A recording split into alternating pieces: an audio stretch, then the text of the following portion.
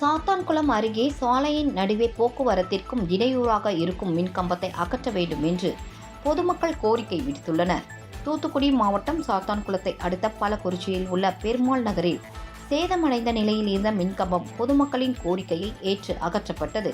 பின்னர் அதே பகுதியில் அமைக்கப்பட்ட ஃபேவர் பிளாக் சாலையின் நடுவே 6 மாதங்களுக்கு முன்பு புதிய மின்கம்பத்தை மின்வாரியத்துறையினர் நிறுவியுள்ளனர்.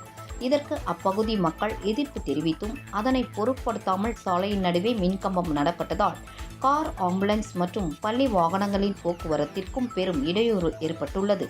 இதனால் மாணவ மாணவிகள், நோயாளிகள் என அனைத்து தரப்பினரும் பாதிப்புக்குள்ளாகி வருகின்றனர்.